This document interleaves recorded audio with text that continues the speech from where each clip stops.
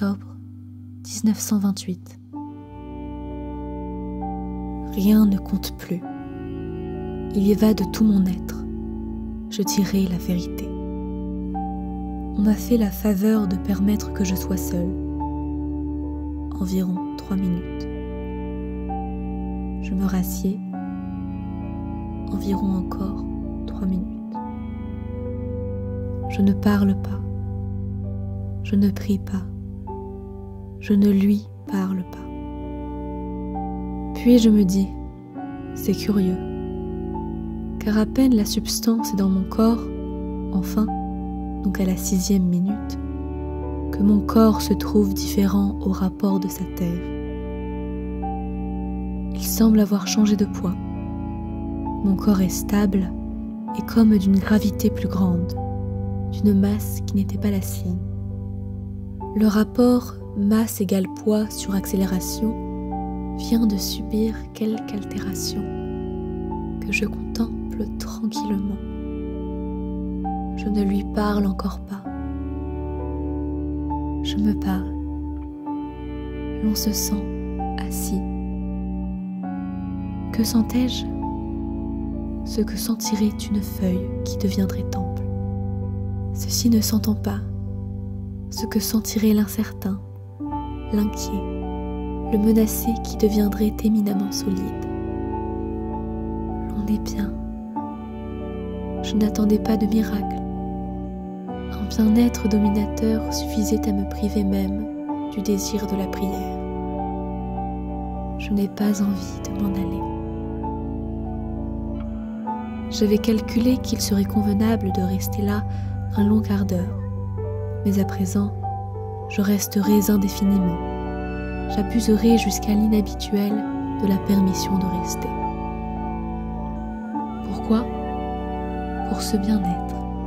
Voilà tout. Pourtant, il est 8 heures du matin. J'ai peu dormi et rien mangé. Je resterai. Je resterai. Au fond, dans la demi-ombre, une voix tousse discrètement pour m'avertir d'une présence. C'est le successeur de l'apôtre qui a présidé, non sans en appréhender l'importance, à ce fait qui n'a pas le rythme ordinaire. Il restera là, par politesse, et je le fais attendre en restant. Qu'il attende.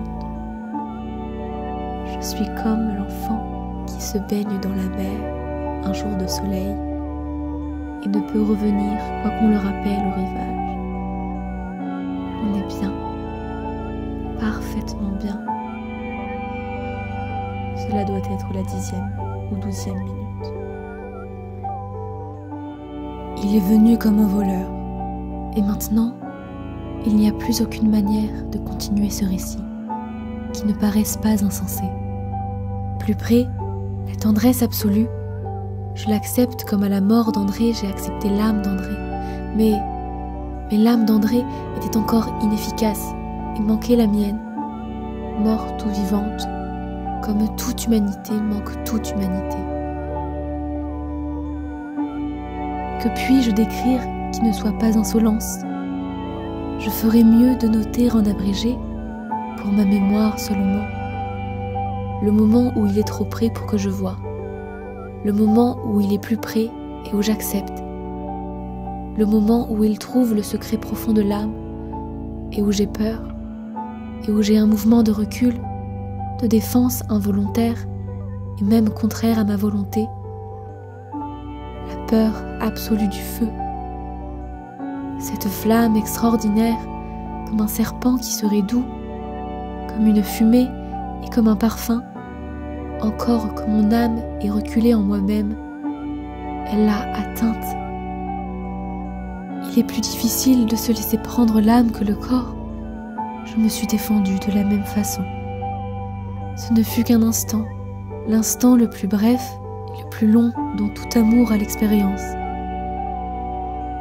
J'ai eu si peur que je me suis mise à lui parler, pour retomber à l'everyday, à l'ordinaire.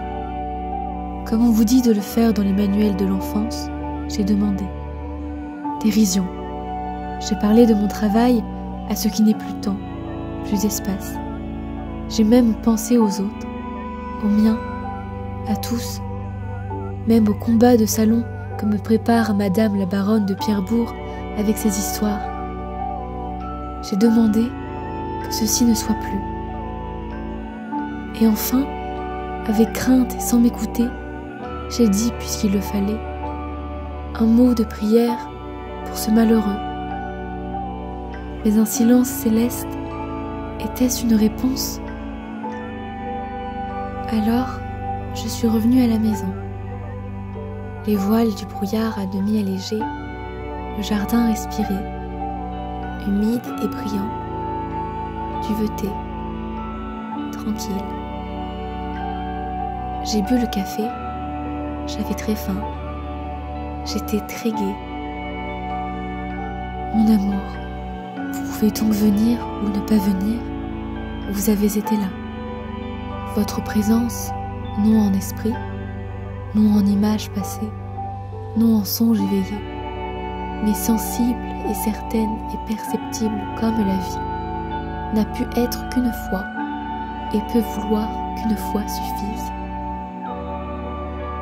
Ô désastre du destin qu'un tel possible est fin de moi-même, dans l'instant que je connais l'abîme de moi que vous comblez et que je mesure ce vertige de profondeur, il faut que je pense que vous lui manquerez peut-être, et que l'extrême de mon amour et de ma misère ne présume pas de votre liberté.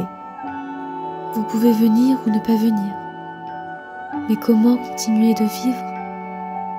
Et si vous ne venez point, quand je ne puis plus enfin douter de votre existence, et que je la sais, non comme je sais quelque existence qui m'entoure, mais comme je savais l'existence de ceux qui furent moi. Ils n'avaient qu'approché dans l'amour, l'amour dont vous m'avez illuminé. Si vous ne venez point, après vous être un moment fait moi, ne valait-il pas mieux pour moi ne jamais vous connaître? Ainsi, je lui ai parlé ce soir-là, comme jamais à aucun homme, à l'étrange étranger que je n'aimais pas, et dont il me choquait tant qu'il fut un homme. Autrefois, jadis, il y a quelques jours,